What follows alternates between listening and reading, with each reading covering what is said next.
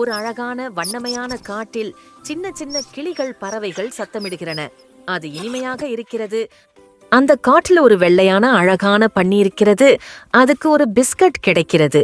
பன்னி குதூகலமாக பாடிக்கொண்டே, என்னிடம் ஒரு சின்ன ரொட்டி இருக்கிறது, மிகவும் சுவையானது.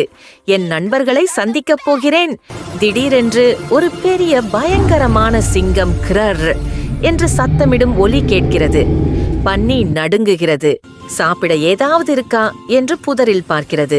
ஆனால் அந்த சிங்கம் மிகவும் மெலிந்தும் சோர்வாகவும் இருக்கிறது. அதன் வயிறு குரூரு என்று சத்தமிடுகிறது.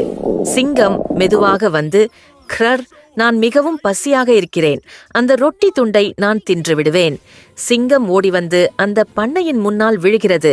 ஆனால் அது பலவீனமாக இருப்பதால் பன்னியின் முன்னால் விழுந்து விடுகிறது. பன்னி பயந்து நடுங்குகிறது. ஆனால் சிங்கத்தின் பலவீனத்தை பார்க்கிறது. பன்னி துணிவாக, ஐயோ, நீங்கள் மிகவும் பசியாக இருக்கிறீர்களா?